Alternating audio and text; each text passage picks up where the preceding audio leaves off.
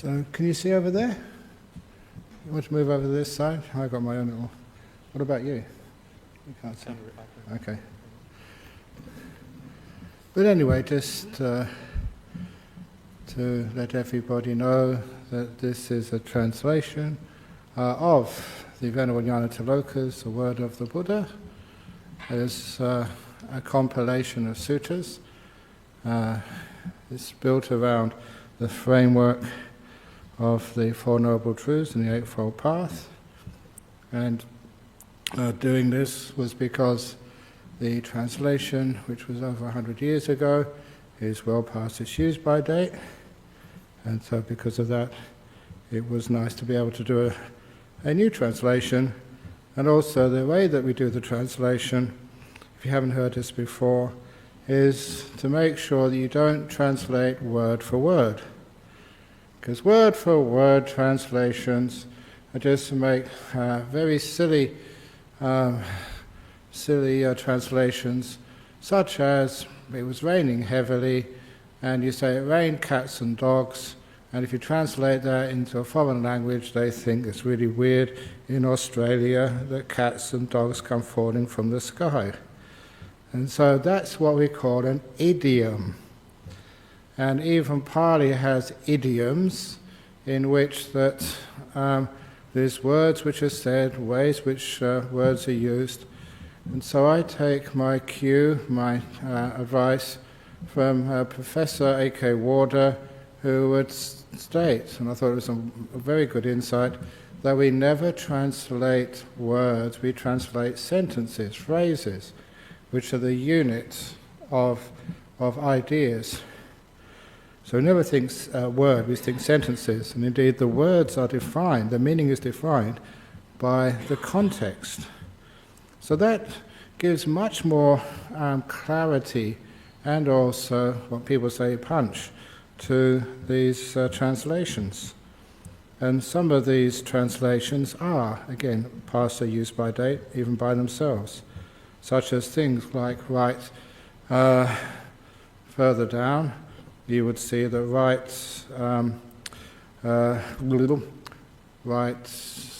motivation, the second effect of the Eightfold Path, instead of right thought. So call it right motivation. Now we have right action, right livelihood. The sixth of the Eightfold Path is, I translated as right endeavour rather than right effort. Because effort, again, in my life as a monk, the effort usually tends to get you tired, it tends to get you tense, it seems to be the opposite of what we are trying to do. And instead I tried to look for some other possible translations, so far using the word endeavour. And so we have like a type of goal, but not which comes from effort, but as you'll see in a few moments, comes from stopping, letting go, restraining, abandoning, those types of so-called effort. Really it is a non-effort. And of course the big one later on, number 8, is right stillness instead of right concentration. So it's good to take these translations even further. I'm never going to state that this is going to be the fixed and final translation forever. Translations are always work in progress. So anyway, with that in mind, just to get back to what I said before about these translations, a new translation on the word of the Buddha. So I usually start with paying homage to the Buddha with Namo Tassa. Namo Tassa Bhagavato Arahato Samma Sambuddhassa. Namo Tassa Bhagavato Arahato Samma Sambuddhassa. Namo Tassa Bhagavato Arahato Samma Sambuddhassa. So what now is right endeavour? This is the 6th factor of the Eightfold Path. What now is right endeavour? There are these are all quotes from the suttas. There are these 4 right endeavours: restraint, abandonment, development and preservation. The 4 right endeavours. And what is the endeavour of restraint? Now straight away you can see that word, restraint, means not doing something, but stopping doing something, a restraining, an abandoning, a letting go. You might call it the effort to let go, but really letting go is the opposite of trying to get somewhere, effort. So what is the endeavour of restraint? When you see an object, you do not let yourself get sucked in by any characteristics or features that generate defilement. So you can see straight away, getting sucked in. That is the word we'll use in English. It's a modern word, but it's not the word you see that in the translation 100 years ago. What is endeavour of restraint? When you see an object, you do not let yourself get sucked in by any characteristics or features that generate defilements. See, since if you left the faculty of sight unrestrained, unskillful states of wanting and aversion would afflict you. Instead, you practice wisdom when seeing. You guard the faculty of sight and you undertake the restraint of sight. So, if you're a monk and you see some unclad woman coming into the hall, and then you make sure you try and look at something which does not arouse lust in you. If you're a married woman and you see a hot guy coming in, you don't look at things which would again create lust or a desire. If you see something you don't like, you don't sort of allow yourself, just because a person may have some marks or scars or not be physically perfect, you don't let yourself get sucked in with aversion. If you see someone who resembles Donald Trump coming in, you don't look at those features which reminds you of Donald Trump and allows you to get aversion. So in other words, you control the faculty of sight so it doesn't sort of get you upset. And also, even if you see something you really, really like a new iPod or a tablet or dress or car or something which you say, wow, I'd really like that, you actually just restrain the features of sight. So you don't allow yourself to get sucked in by any characteristics or features that generate defilements. Having heard a sound, noticed the smell, sensed the taste, felt a bodily feeling, even having cognized something in the mind. You do not let yourself get sucked in by any characteristics or features that generate defilements, since if you left the mind faculty unrestrained, unskillful states of wanting and aversion would afflict you. Instead, you practice wisdom with the mind. You guard the mind, and you undertake the restraint of the mind. So this is what we do with the mindfulness, but we also use the restraint. So we don't make sure we do not get drawn in to features which make us get lost in what we see, hear, smell, taste, touch, or know. The endeavour to, at the end of every section here, I will give you the opportunity to ask a question if you need to, so you can always put your hand up. So the second endeavour, the endeavour to abandon. What is the endeavour to abandon? Here you do not maintain an arisen motivation of wanting. You abandon it, let it go, renounce it, bring it to cessation. You do not indulge an arisen motivation of aversion, an arisen motivation of harming. Whenever bad motivations arise, you abandon them, let them go, renounce them, bring them to cessation. This is called the endeavour to abandon.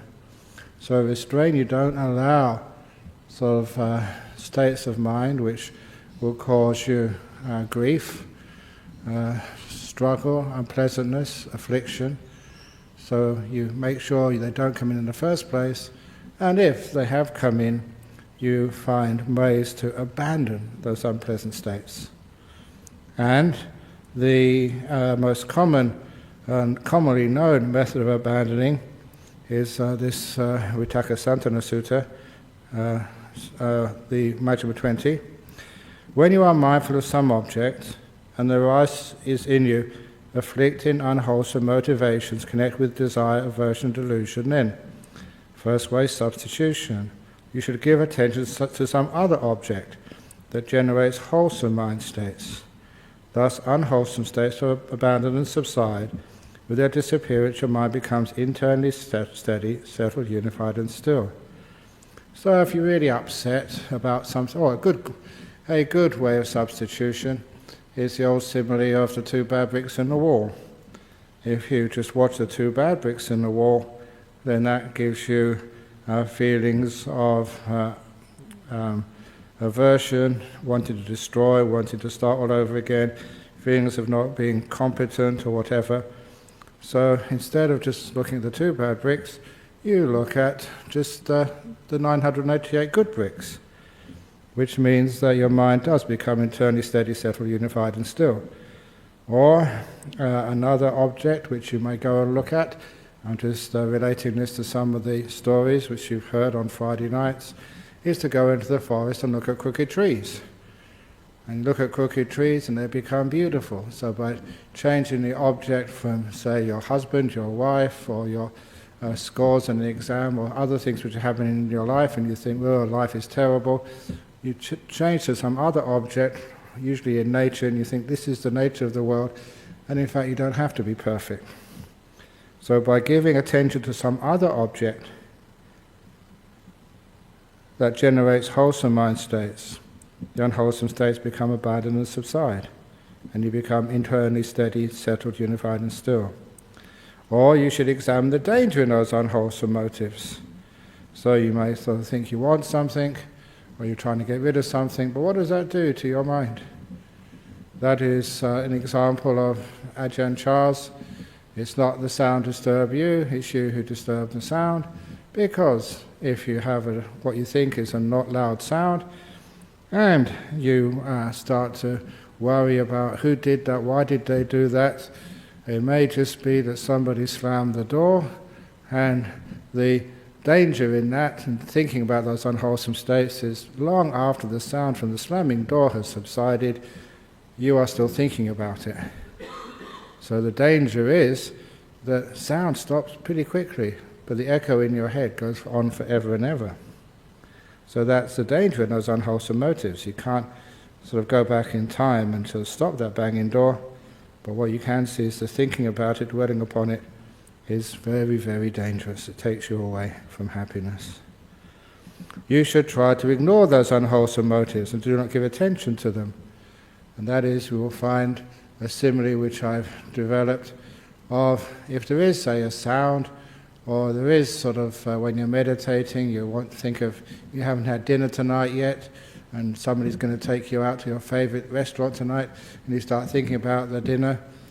When any distracting thought comes up, you can use a simile of the TV screen.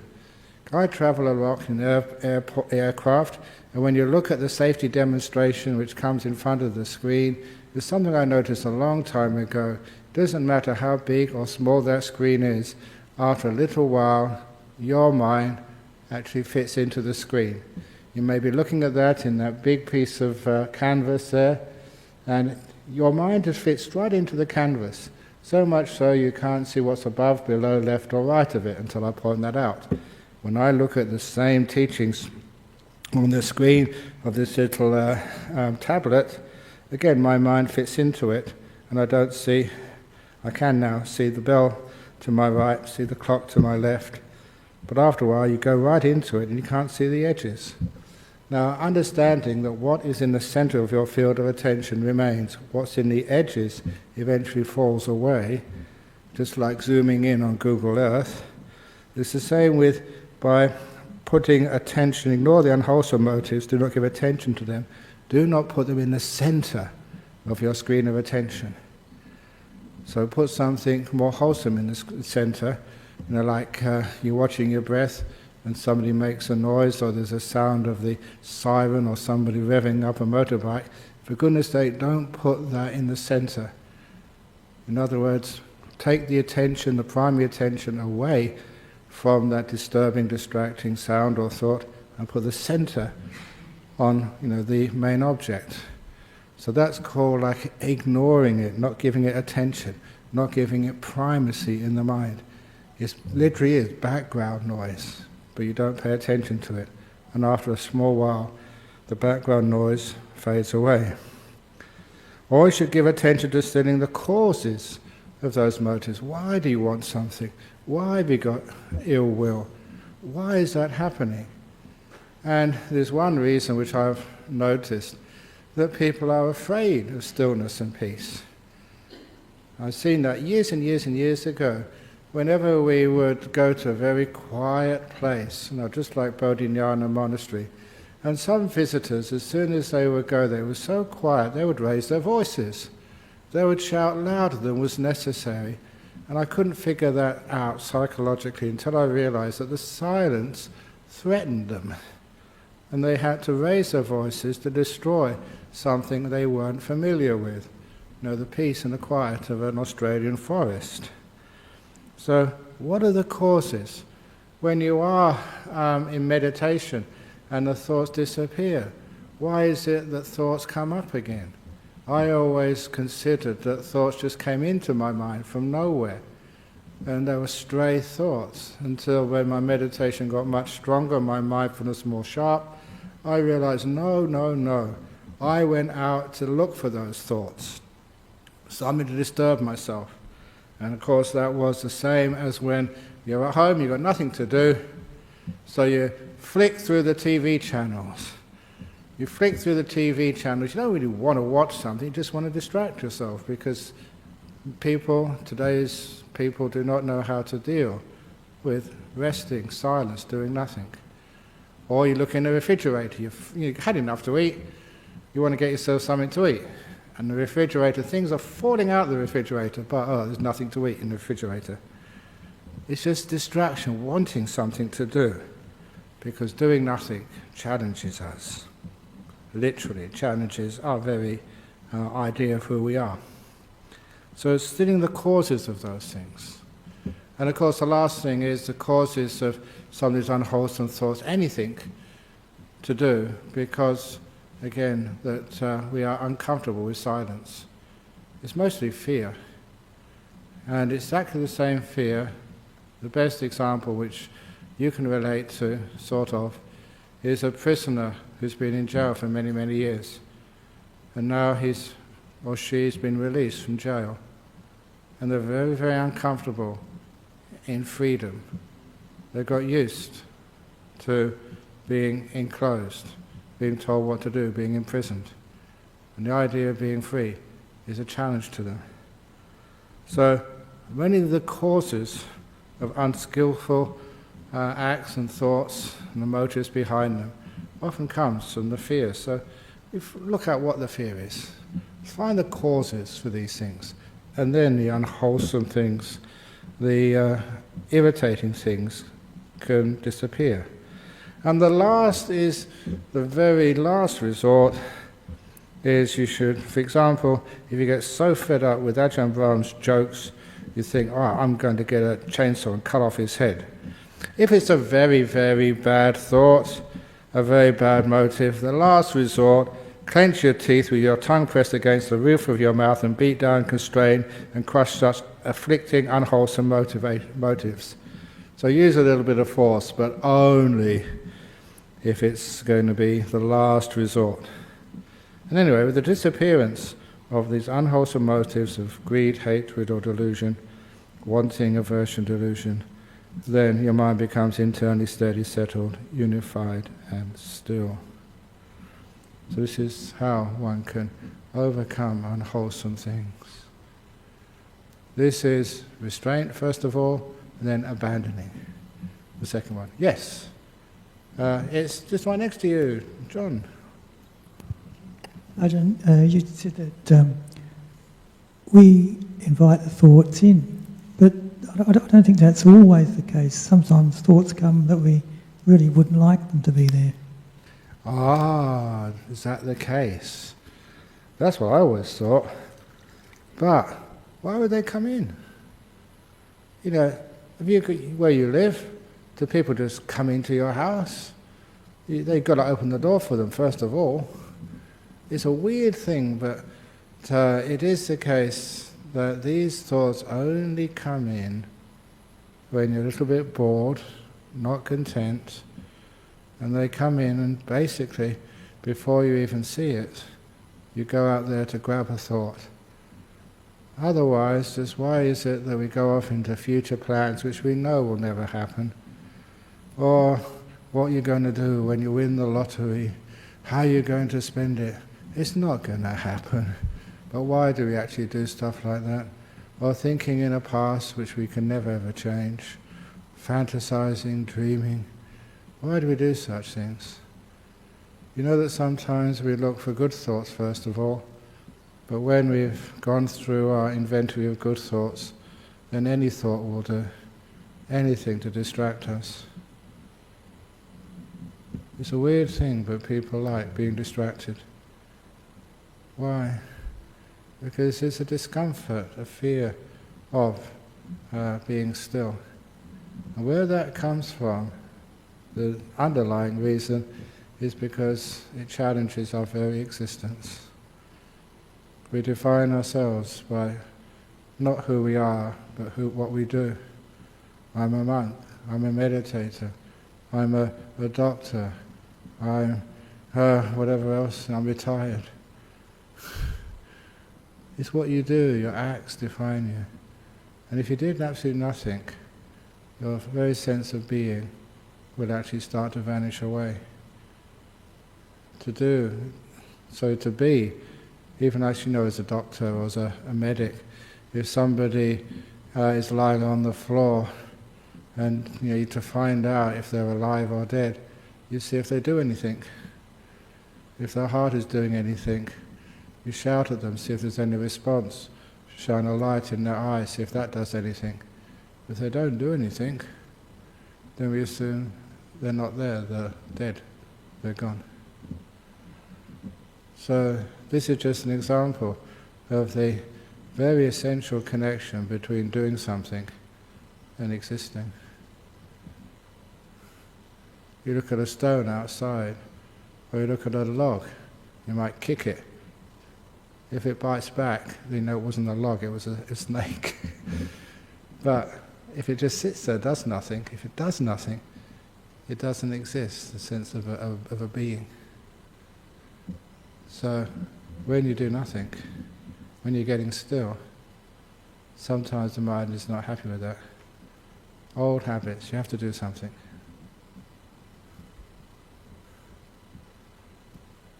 Does that make sense to you? Yeah. Yes, it does, but I still refer back to myself that there's some things that come in you'd never ever let them in, but they still come. They come in. Basically, you do let them in, otherwise they wouldn't come in at all. And they won't, sometimes the stupid things come in. And you see afterwards it's because if you're really, really content, very, very peaceful, then there's no way they can come in. But it is the fact that you see that you're leaving openings up, hoping something will come in to distract you. It's not that these things come in by themselves. That we go looking for them, searching for them, putting them anywhere, anything just to distract us. It's the same with like dramas as well. Why do people always have dramas in their life, in their monasteries, in their homes? Because people actually love dramas. If they don't get enough dramas in real life, they go on the TV and get a drama from TV somewhere. Something to worry about. Because to worry is another form of existing being. Worrying about the football match. What are you doing that for? Something to do. Anyway, yes, young lady? I was just thinking about what a good point. It challenges your existence, because people say, well, you might as well be dead if you're going to just sit there doing nothing. You're not interested in anything. You might as well be dead. Or you're putting your head in the sand. What for? Yeah. So really, that answers it, doesn't it? You're challenging your existence. Exactly. Okay, thank you. So this is it's a tough one, but that's the core of all this. Who you think you are. That's also why sometimes these people who have been there, done that, so wealthy, they can't just disappear. Old prime ministers have to say something, get on the news, stir things up. They can't just disappear gracefully, because if they disappear gracefully, you know, their Tony Abbottship has disappeared, their whole identity is gone. That's why you just can't just go quietly. Impossible. Anyway, that's one of the second of the endeavours. So, okay, you're going somewhere. And next is the endeavour to develop. So, restrain things which haven't come up yet, abandon things which are already in the mind, and actually develop good qualities. Now, these aren't separate, because one of the best ways to develop, to overcome what they call like unwholesome qualities, is to develop good ones. One of the best ways to stop burglars coming into your house is have all your friends in your house. You have lots and lots of good people in your house, then burglars say, good people are there, so they won't come in. So developing and maintaining good states is also fulfills the first two endeavours as well, restraining and abandoning. And so what is the endeavour to develop? They don't actually say much what the endeavour actually is, except, you know, the sort of things you should develop. Develop mindfulness, exploring the Dhamma. This is the 7 enlightenment factors. Instead of investigating the Dhamma or contemplating the Dhamma, I hope we got the same translation here, because this is a newer one than that one. There may be a few little changes. Exploring the Dhamma instead of investigating the Dhamma. This is that old little simile. I usually use a bottle of water. I've done this many times here, I think even recently. What is this I'm holding up? And people say, bottle of water. What else do you see? You know, it's plastic. What else do you see? What else do you see? That is actually exploring, going into it. Until you've already used up all the words and the labels you've been taught before, so you can actually go beyond what you've been taught and really getting into it. It's exploration. Contemplating is always thinking about this name and that way. It's going beyond the thought process, beyond the naming, into something which is much deeper. You explore it. You allow the mind to go to places where it hasn't been before. Or like I said in England recently, remembering the time I used to watch Star Trek as a young man, you know, and that was when Mr. Spock did have pointy ears. But apparently it still goes on these days, Star Trek. Different people. But anyway, they used to say, to boldly go where no man has been before. And I adapted that to boldly go where no monk has gone before. And this is what exploration is. You know, not going to old places you've looked at before, but going deeper, exploring the Dhamma. And the enlightenment factor of energy. Now both those two, I think I mentioned before, they actually work, no, all those three, they all work together. When you are aware, really aware, it takes a lot of mindfulness to be able to see things you've never seen in this before. And you explore it, and it gives you energy. It's actually really interesting. And also because of the stillness, actually your mental energy increases. So whenever you develop these things, they develop all together, starting with mindfulness, exploration, energy comes up, the more powerful your mindfulness is. Rapture, the pleasure. And this is an important thing which in Buddhism, as it was from the very beginning, we actually develop joy. We develop happiness. We don't try and get rid of it as if like being happy is a big sin. You're not supposed to be happy when other people are suffering. You're supposed to suffer in this world. And of course that is just so, even against Buddhism, some people even say if you're happy, be careful you get attached to it. And oh my goodness, that's what you're supposed to do. So here you develop the rapture, the pity, the joy, the happiness. And the enlightenment factor of tranquility. You don't think that being still or being tranquil is you're dead, like you were saying, Barbara. It's no. it's not being dead, it's being actually more alive than you've ever been before. And of course stillness, that's the samadhi and equanimity. Everyone is based upon seclusion, physical and mental. In other words, to develop these 7 enlightenment factors, we are basing this on being by oneself reasonably physically. If you can't do that sort of in your rooms, in monasteries or in retreat centres, you can at least build a bubble around yourself, which I often do because I travel around a lot with many, many people. Just my cave, which I carry around with me. This imaginary bubble around you, and you're sitting inside, and people and noise and things are outside. When I want to disengage, that's what I've really developed over the years. Physical and mental seclusion, things fading away, past and future thoughts all fading away, and ceasing, maturing in the mind's release. Those are 7 enlightenment factors. And if you want to know just Buddhism in brief or meditation in brief, it's develop these 7 and just to overcome their antithesis, their opposite, which is the 5 hindrances. That's basically what Buddhism's all about. Do you want to get the microphone?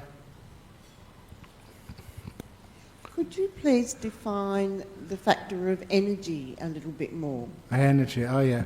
And there's energy you get from a cup of coffee. There's energy which you get when you've got a goal you're trying to reach and you really strive and you go for it. But those are all energies which actually are borrowing energy. You pay for that afterwards when you go, ugh, you're really tired and lacking energy. The other energy, which this is talking about here, is the energy which does come from developing mindfulness and stillness. It is what happens when people meditate and just become still. It is the observation, the understanding that when you do become still, you don't do very much. You're sitting still, you're not thinking about past and the future, you're not fantasizing, you're not wasting energy. And just like the metabolism in your body is always creating energy, your mind creates energy all the time, but it's wasted very, very quickly by thinking, worrying, planning. But imagine you stopped all of that energy being wasted. You weren't thinking about anything. It's totally in this moment, silent, preserving that energy. It's like getting your weekly payments from the government or from your job, and you don't pay a cent. The money accumulates and accumulates and accumulates. And that's what happens with the energy when you're still, when you're not wasting it, you're not spending energy. It accumulates and gets stronger and stronger. It feeds into mindfulness, and your mindfulness really starts energizing, waking up. And the sign of that energy which comes up, is that, after a good meditation, it's like you can run 100 meters faster than Usain Bolt. Just everything you see is brilliant and beautiful. Your mindfulness is empowered. That's why, even people like Eckhart Tolle, the power of now. What it was is the power of mindfulness, of being in this moment, not wasting any energy. And as you really wake up, you're energized, you're happy. Wow. Energy and happiness go together. Can I then ask, when it builds up and it becomes a lot stronger, what if it needs a release of some kind? Oh, why release? If you've got millions and millions of dollars, just keep it there. You'll find some natural ways of using it later on. But if it's in the body, if it stays in the body, then yes, you maybe might need a release of it because it's uncomfortable there. But if it stays in the mind, it can be as powerful as you want. You just get incredible powerful mind states. So that energy I'm talking about, which comes from stillness, is, it can be a physical energy, but really it doesn't belong in the body, it belongs in the mind. And that's when people get what we call the Kundalini stuff, powerful forces in the body, but it's not pleasant. Powerful, but it's much better to use that energy in the mind where it really is much more useful and where it belongs. So you could use it perhaps to either heal yourself or heal. But actually, it's much better. Much greater healings come when you're not aware of your body. You just go into the realm of the mind, deep meditations, and amazing things happen. It's just well known that if you have any fevers or sicknesses, and you go and sort of try and zap them with loving kindness or with energy while you're still aware of the body, it does have an effect. But nothing like when the body totally vanishes and disappears, and you're in that sixth sense, really powerful, mindful, enjoying yourself, totally unaware of the body. And when you come out afterwards, the body is just incredible. You know what it's like? I'm getting old now.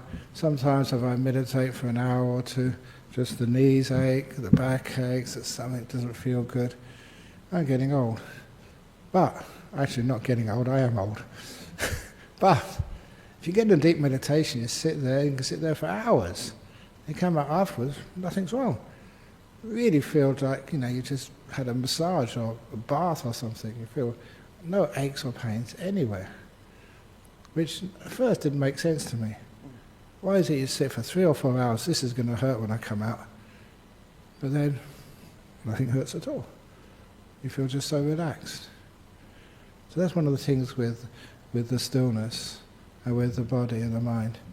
If you let the body go and just go into the mind, the body, that's the best you can possibly do for your body. Therapeutically. So then the energy of the mind, how would you discern? Discern it? Oh, well, just you're really blissed out. You're happy. Just really great happiness. And one way, because the energy and the happiness often go together. That's why people actually take a cup of coffee in the morning or something, and they're not only energized, but they're pleasant to speak to. They're not so grumpy. And I say most of anger and grumpiness comes from the tiredness people have in life. They're exhausted. That's why, if you've got a partner, please don't talk to them when they come home late. Just give them a cup of tea or coffee, whatever it is, and then when that's gone through their system, if they're really sort of tired, give them intravenous. And then when they come out afterwards, then they're a human being again instead of sort of a monster. It's just tiredness, that's all. Exhaustion. But when you really sort of had a big, great meditation, then, nothing can make you upset at all. So that's a sign of energy. And you can use it in, not only for yourself, for other things? Yeah, solving problems. So with the mind, then you would say it would be, as an example, say a ball of energy, and you may like to focus that on something. Yeah, it's a ball of energy, but not frantic energy. Yeah. Like in sort of coffee high. Not like stupid energy, like when people take drugs. Natural, beautiful, pure. Okay, John had one first. John was next before you, Eddie.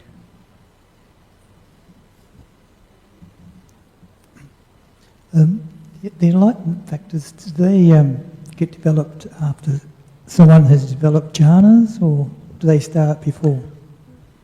Okay, this is the same as the Eightfold Path.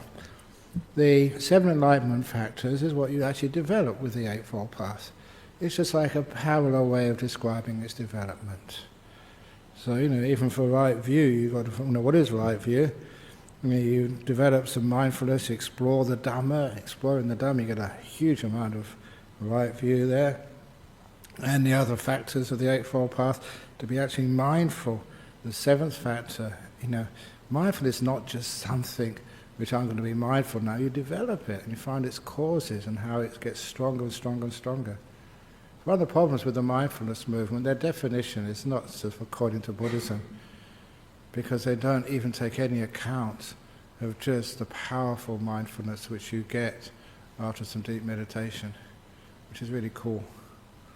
And of course the stillness there is the jhanas, and equanimity is just what happens when you get real right view and jhanas, nothing bothers you anymore. So it is a parallel development. Yes, Eddie?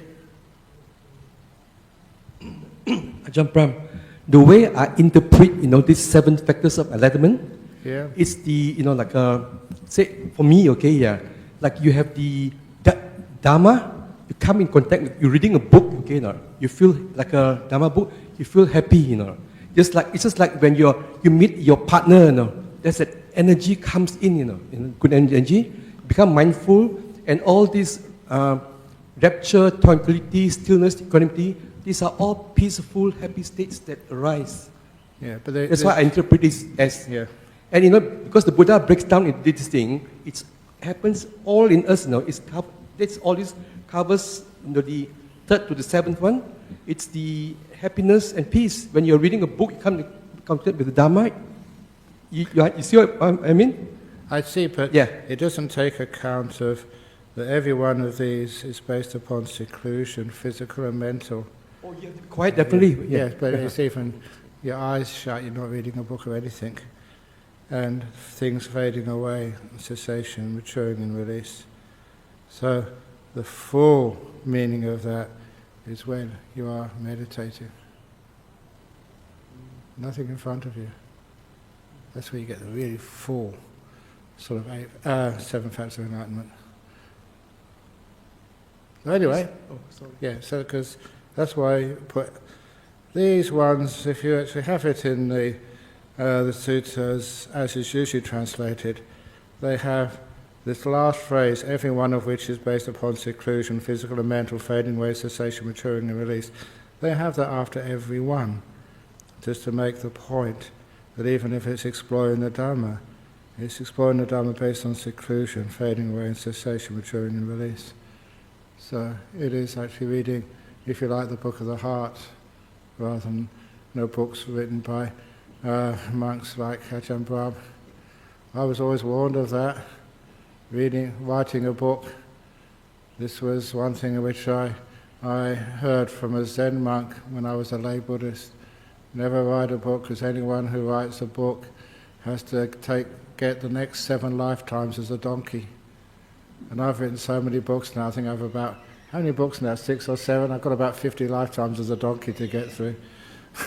I was only joking, but it was a powerful saying.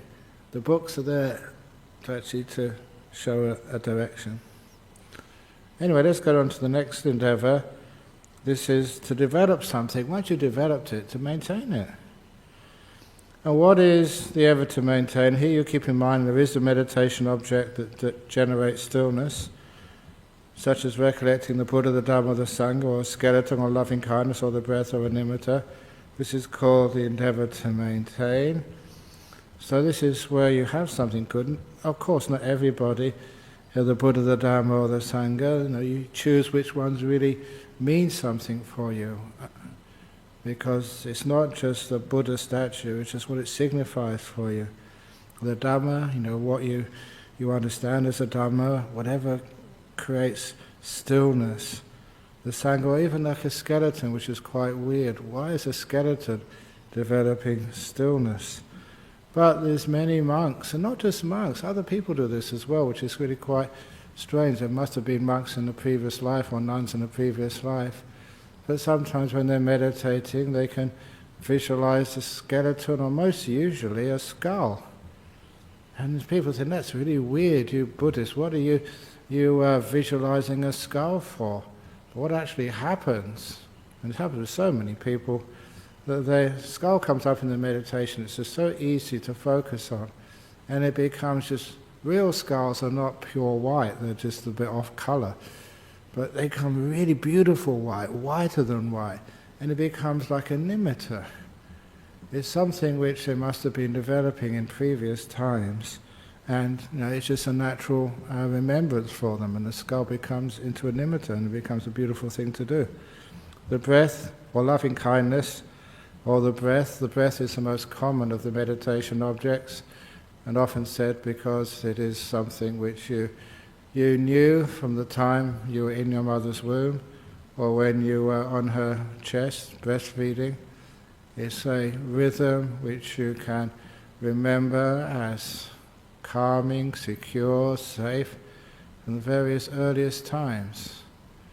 And as such, it has a sort of a remembrance which you can't recall consciously, but from deep in your memory bank of safety and security, a very nice rhythm to be able to observe. And also it's what happens when other things disappear. So the breath is a very common thing to maintain in the mind, or a nimitta, which is the beautiful lights which come up in the mind. And of course, to maintain those, the endeavor to maintain those, how do you have something like the breath and keep it in mind? And if you try to focus on the breath and hold it, it's always, I told that simile even yesterday afternoon, just holding a glass. You can never maintain that because you get tired. You put it down and it actually stays there. It's very easy to keep things still. Like growing a tree. You don't make the tree grow. Your job is to push aside or make sure that there's nothing which damages or destroys that tree.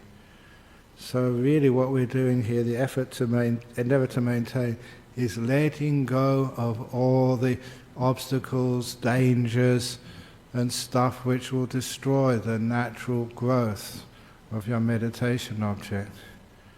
It's not making it develop, it's avoiding everything else. For example, developing the present moment. It's not focusing hard on the present moment, I've got to be in the present moment. It's actually avoiding the past and avoiding the future. When those other things are let go of, are warded off, so the present moment is protected from the past and the future, then of course the present moment will develop. That is the endeavor to maintain. Now, restraining, abandoning, developing and maintaining, these four endeavors were taught by the Buddha. By these means a diligent meditator in his very life can attain destruction and suffering. I put that down there because you see by that, I say, oh, that's all we need. Just the sixth factor of the Eightfold Path. Restrain, abandon, develop and maintaining, these four endeavors were taught by the Buddha. By these means, and a diligent meditator in his very life can attain the destruction of suffering. So, I say this because in the next one they say, just by mindfulness you can destroy suffering. Every time I give the precepts, after the precepts, we usually chant, Imani panchasikapa dani silena sugatinyanti silena bhoga sampada silena nibbutiyanti. That this sila leads to nibbana, nibbutta, things stopping. Tasama silang visodaye. So even the sila, it said, leads to enlightenment. But to do the sila, the precepts properly, you have to have all the other factors of the Eightfold Path. Even this one over here means all the other factors have to come in. So it's as if every one of the Eightfold Path needs the other ones to be purified, to be able to do these things. So you can't just say one factor is enough, you have to do all the old 8. But just to go back on these ones, you see the big thing which I have done here, which differs from what you've had before, is instead of right effort, right endeavor, it's restraining. I'd even like call it right stopping or right non-doing, but that's very hard. The endeavor of restraint, the endeavor abandoned, the endeavor to develop, the endeavor to maintain. It's all based on a letting go, a stopping, a non-doing. Because if you try to do these things, you'll find you just get more tense and you won't get anywhere. And I'll just go now with this one last little thing, which I was mentioning in England a few days ago, that Professor Libet did some marvelous research to show that there's no such thing as what you consider to be free will. He did this little experiment which he had so many victims or subjects, whatever you wish to call them, and they would flex their hands whenever they wanted to. When they decided to flex their hand, they would press a button. And he also, he could actually reflex time from pressing the button to flexing your hand, so he could actually see when the person became aware that they chose to flex their wrist. to the millisecond. At the same time had a gizmo on the brain which was recording the readiness potential. Parts of the brain light up, and what he found, which was very confronting, was the brain lights up first, then the thing which you recognize as will comes next, and then the action follows afterwards. So that which you recognize, assume to be will, is not what starts the process. It's not the origin of the event. By the time that you think you will something, it's already in motion. The will does not start. Something else has made you will. But, he said, after the process is started, you can interfere and stop it. He said that can be done.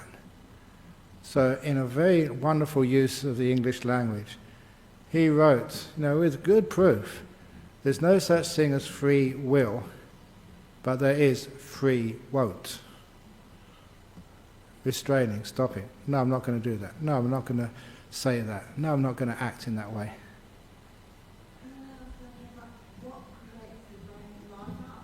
It is conditioning. What creates the brain's lighting up? It's called conditioning, brainwashing. Brainwashing by hypnosis, brainwashing by advertising, brainwashing by peer pressure. A trigger happens and automatically something comes up, and then you think it's your choice. The best example which I ever saw was really, I can never forget this because it really shook me. When I was a student, we'd have Psychic Research Society. Every year we get really cool people coming up. One of them was a witch. Every year a witch would come up. I still remember his name, Trevor Ravenscroft. He must be dead by now. What a great name for a witch, Trevor Ravenscroft. And he would come up, and I remember his lecture. It was a bit, first time I'd seen a witch. And he said there are two types of witches in the world, white witches and black witches. Black witches, they're the dangerous ones. Don't even go near those. Those are, really got to be, they're scary. He said, don't worry, I'm a white witch, so you're safe. And then he would say, but, even black witches say they're white. And he let us pause and laugh. So he was a bit of an entertainer. He'd obviously done that quite a few times.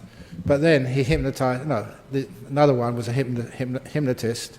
And the hypnotist, asked many people to be hypnotized. It is in the old days. Hypnotism has got much better since then. More people can be hypnotized. In those days, only a few. But there's always one student. In about 100 people in the audience, there's always one could get totally hypnotized and made these stupid things. But the most important part was when the hypnotist said, later on, when I touch my right earlobe, you will stand up and sing the British national anthem in full in a loud voice. What a ridiculous thing to do. And of course, he took him out of hypnosis, he sat down in his seat, did a few other little demonstrations, then he touched his right earlobe. And this student, in the middle of howling, I was laughing, I was wetting my pants almost, because it was so funny. And this fellow, he didn't stop, he sang the whole British national anthem from beginning to end, in a loud voice. What a ridiculous thing to do. But then when we stopped laughing, he asked him, why did you do that when all these people were laughing at you? And he gave a good reason for it, a logical reason. And that was scary, because it was clear to all of us, for him, even though it was the most ridiculous thing he'd done, it was his, just the same, he could not distinguish that from a freely chosen action. It appeared the same to him, although we all knew he was made to do that by hypnotic suggestion. But he could not distinguish what he was made to do through hypnosis, conditioning, to what he assumed to be free will. So how much of your free will is actually yours? How much you've been conditioned? But what you can do is free won't. If you say, no, I'm not going to do that. So then, as a hypothetical, look at the fact that maybe someone who hasn't been conditioned by society has lived, I don't know, whatever, and their mind is basically clean. How would that affect?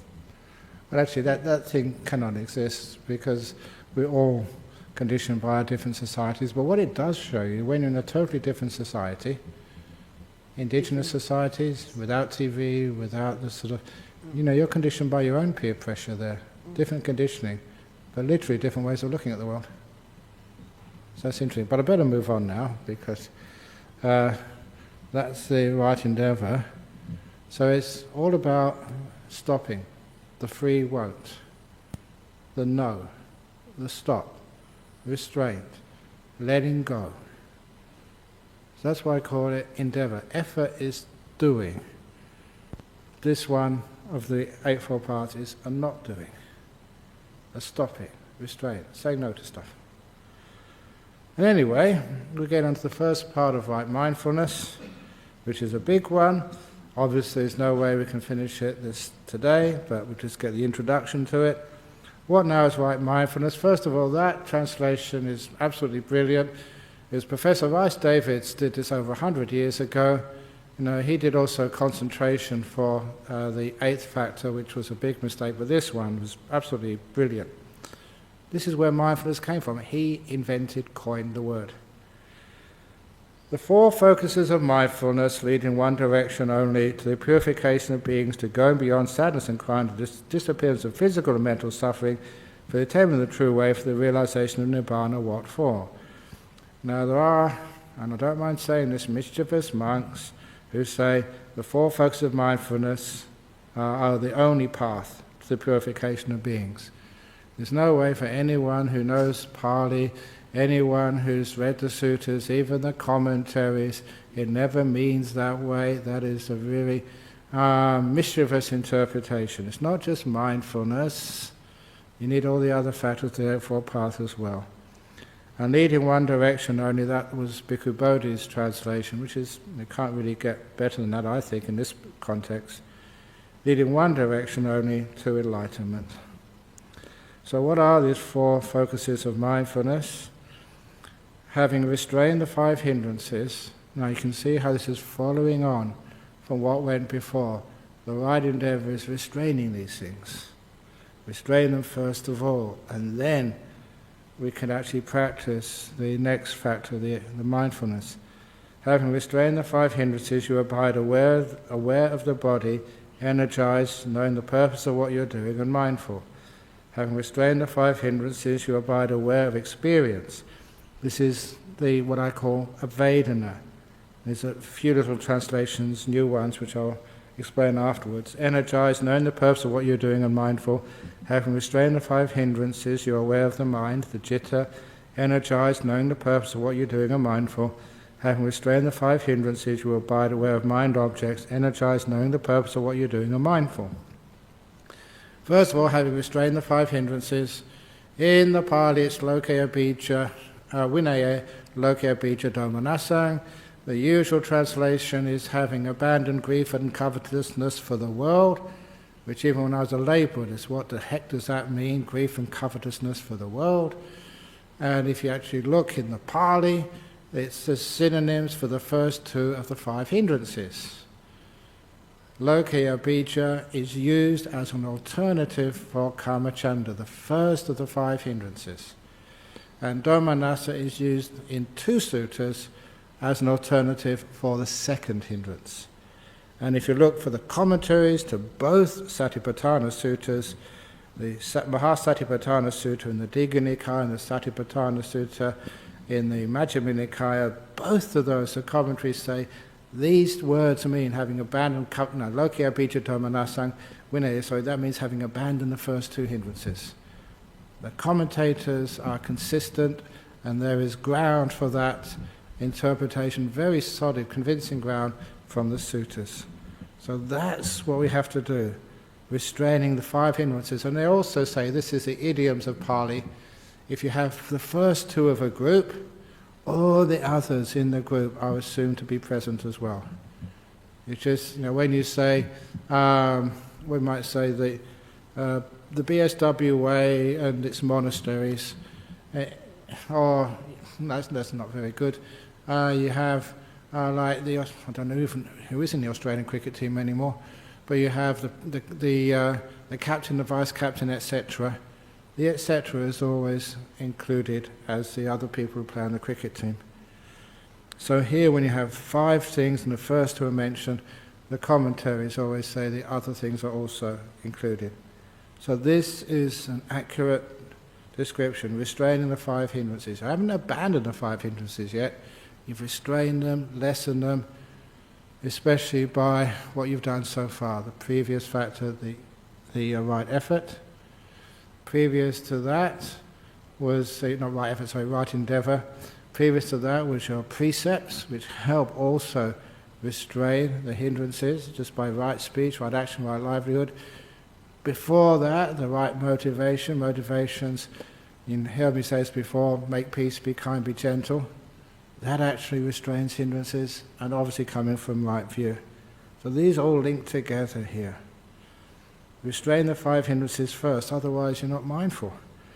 You abide aware of 4 things: the body, experience. Sometimes it's called feelings. Feelings is not a very good word. It can be emotional, it can be body sensations, but what it really means is this thing which we notice as experience. The Buddha defines experience as pleasant, unpleasant, or in between. But that is just a way of pointing to sort of what we're actually looking at, the experience. Just as well, you might say heat, cold, windy. That points to weather, this of the climate. So it's not really feelings, not pleasure, pain in between. It's pointing at this thing which we know is experience. And the mind, the citta, this is when the 5 senses disappear, you know what that is. And the mind objects, you'll find later on, this was really good work by people like Ajahn Sujato, Analio, and Ajahn Brahmali, who actually looked at versions of the Satipatthana and discovered that the earliest versions, the mind object only had 2 mind objects to focus on. And that was the 5 hindrances and the 7 enlightenment factors, just those 2. It seems the other ones were added later on. It's not wrong to add those, but it takes away the focus of these are being aware of the hindrances which actually block you from developing the path and becoming enlightened, or focusing on the opposite, that which actually develops enlightenment. And that was actually a very powerful understanding of why those 2 were there. Other ones added later, they're not wrong, but they take the focus away from the meaning of why the Buddha actually chose those things as part of the Satipatthana. Energized, so you can't do this sloth and torpor. You do this when you've developed some restraint, developed the restraint of the hindrances. As I was saying, from the question you said afterwards, you get energized when you have restraint. Knowing the purpose of what you are doing and mindful. So knowing the purpose of what you are doing, so often I've told people, yeah, mindfulness is great as long as you remember the purpose of what you are doing. So, if you're driving a car in the busy traffic, you are not focusing on your breath. Breathing in, breathing, you get a crash. You focus on the traffic. What's the purpose of driving? Or when you are late for an aircraft, then you don't do slow walking, lifting. You run. So sometimes it's absolutely crazy that when don't follow the Satipatthana, what's the purpose of what you're doing? And of course the other one, which you've heard me say many times, is people say, oh, Buddhists should always let go. Except if on the back of a motorbike through heavy traffic. Attach, do not let go. Otherwise you'll fall off and injure yourself. So why are you doing this? Why are you watching the body? Why are you watching experience? Why are you aware of the mind? Why are you aware of the mind objects? Why? And that will become very clear in a few moments. And mindful. That's in brief, the Satipatthana. So, how are you mindful of the body? And there's many objects of body awareness. There's breathing, there's the 4 postures, comprehension of the purpose, bodily parts, elements, the charnel ground, meditations. But anyway, we'll start with just the breath.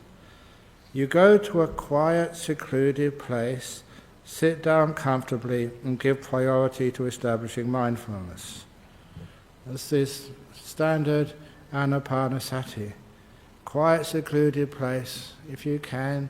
There are secluded places around. It's amazing that even in cities, some of the quietest places can be in apartment buildings where just you don't hear stuff. Here I heard something a few moments ago, I think it was the ice cream van. You don't hear the ice cream van when you're in the 26th story of an apartment block. So sometimes you wonder, like hermits living in the city. You know, you can actually disappear in a city because in a forest you get all these people just coming to see you and fire officers and other people making sure you're safe for the fire season. So sometimes I wonder whether we should be forest monks in a city. Secluded, peaceful. Anyway, I always have these ideas. Just always think outside the box. So you go to a secluded place, sit down comfortably. Now that was a translation, just so you don't have to sit down in full lotus with your back straight but pain all over the place. Sit down comfortably and give priority to establishing mindfulness. A word is paramukha, which means, some people say, in front of you. And that word in front of you, in front of what? Where am I? It doesn't say in front of the nose, it doesn't say in front of the belly, it's paramukha. And it does not mean literally, physically, spatially in front. It means like the same word as giving it priority, giving it first place, in front, the first thing you need to do. So that's why I give priority to establishing mindfulness. That's actually what we do.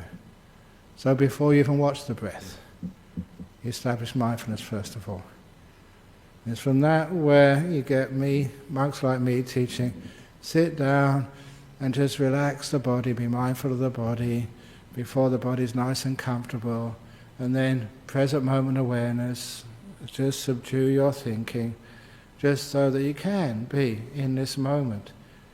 If you're still thinking of the past and future, or thinking about anything, you're not really being mindful. So when you're silent, in this moment, you've established mindfulness. You know, that's one of the reasons why people do breath meditation, they think they can't do it. Or they do it for just a short period of time, then it runs away, because they haven't done the preparation, they haven't made the foundation. Do the foundation first, and then it's so easy afterwards. So anyway, that is just giving the beginning of the mindfulness, which will come the next time I'm sitting here. But today, we just focused on the right endeavour. Any questions from here before we get the ones from overseas? Yes? I've heard it say that hindrances can't be restrained unless one develops the Eightfold Path. Is that correct? No, what it actually says is the Nalakapana Sutta, 68, I think, if I got that number right, is that without having experienced the jhanas, the 5 hindrances invade the mind and remain, together with weariness and discontent. So that's a saying of the Buddha in Nalakapana Sutta, Majjhima Nikaya. So what we're saying here, that to really get those 5 hindrances abandoned, you do the jhanas.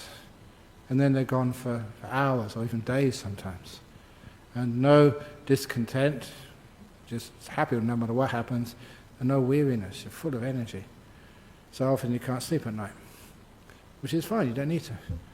So, but to restrain the hindrances is different than overcoming them. And restraining the hindrances is done by the other ways of the path. There are things like stopping, letting go. For example, of lust or something. You know, if you start a fantasy, if you start it and you don't stop it quickly, it's got you. You start, anger, a train of thought. It's a very beautiful English metaphor, a train of thought. If you can stop the train when it's just leaving the station, it stops pretty quickly, within a few feet. But if it's running along the tracks at 120 kilometers an hour, it's very hard to stop. It takes, a long time. So that is why just the restraining of the hindrances. It's enough to be mindful to actually to go deeper and to stop them for hours. Okay, let's get some from overseas. Here we go. Oops. From, someone living in Thailand.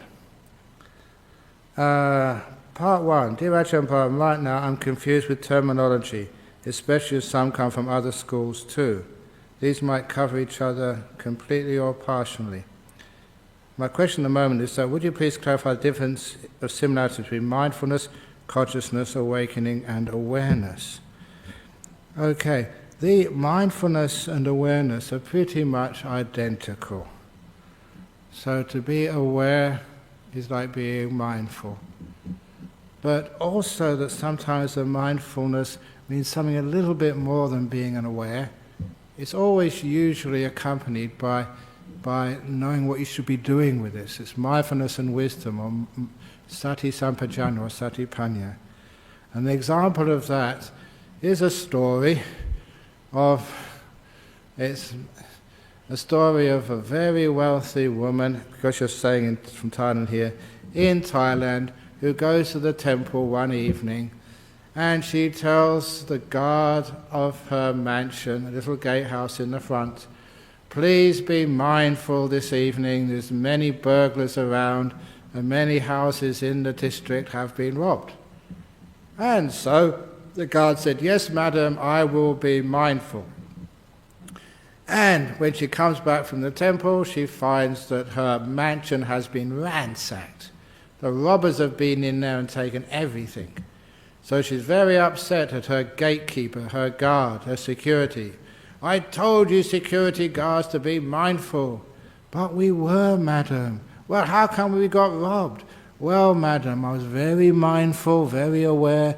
Burglars were going into the house, and I noted burglar going in, burglar going in, burglar going in. And I saw them coming out of your mansion carrying all your jewelry, and I was noting jewelry going out, jewelry going out, jewelry going out. I saw them go back in again with their big truck, their lorry, and I noted lorry going in, lorry, and I saw them, the safe, the big safe. I saw the safe being put onto the truck and going out, safe going out, safe going out. I was mindful all the time, madam. I was totally aware. That's why that's mindfulness without wisdom. Awareness without knowing the consequences of what you're doing. So in Dharma, it's not just being mindful, it's actually being aware as well. And that consciousness, being conscious is, everyone is conscious unless they're dead. But the connection between mindfulness and consciousness is mindfulness is usually focused on really important areas of life. Things like, you're aware of the body. Yeah, you're conscious of the body, but you're aware in it in the sense that certain practices which can underline or uncover the nature of this body, the nature of experience, the mind. So that's why these 4 focuses of mindfulness are like the 4 little like mines as they have in Western Australia, wells where you can find really sweet water, places where you can find treasure. So places to look, which are really important. So mindfulness focus on places where you really find something. And awakening, that actually has a very good connection with mindfulness and awareness. As mindfulness becomes empowered, in other words, you're really mindful, as I was saying earlier, because of stillness, developing mindfulness becomes more and more energized. As it becomes more and more energized, you see more, what you see becomes more enjoyable, beautiful, so hard to get negative. your awareness gets empowered. And it is like you're awakening. You may think you're fully awake now, ha ha ha, compared to when you get into really deep meditations and come out afterwards, wow, now I really am awake. You can see so much more, you can feel. Just, there's a small breeze coming in through the doors this afternoon here, and it's just, you can really feel it fully. You're really awake to it. Now, multiply that and multiply that, that's like being really awake. And that's actually the meaning of the word Buddha. It comes from the Pali word bujjati, which means to wake up. It's not wake up to some idea and just, come on stupid, wake up. It's actually naturally being able to see, being able to know, being able to feel so fully. That's awakening, that's what awakening is. Anyway, hopefully that's helpful for you in Thailand. And from the USA, non-self at times has caused me to do too little, believing there's no free will anyway, so why even try? How to avoid this danger? You are willing yourself to be lazy. So it's not free will, it's free won't, so I won't be lazy. I will do whatever is necessary because you are being conditioned not from your own ideas, not from lazy ideas, but from the idea also of compassion, kindness, which leads to service.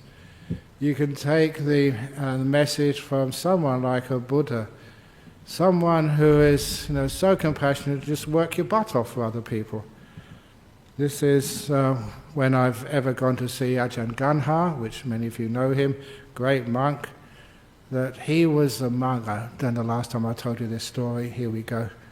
That the rumour was going around, the monks, that he was fully enlightened. So that was a rumour, another gossip going around. And so he was there under Ajahn Chah's hut with all the senior monks. There's many, many more senior than him. And so Ajahn Chah started a conversation. And he asked the most senior monk there, I think it was Ajahn Jun at the time, Ajahn Jun, are you enlightened yet? He said, no. And asked the next monk, how about you? No. All the monks, are you? No. And he got to Ajahn Ganha, he said, yes. And that meant everyone, wow, in front of the great teacher. He'd said he's got no more defilements. What would happen next? Well, Ajahn Chah said, come upstairs. And you'd always wished you were the fly on the wall. What did Ajahn Chah say? What did he do to this monk? And so, we didn't know at the time, but we found out afterwards. He said, your job is to develop lots of loving kindness, metta, compassion. Develop that.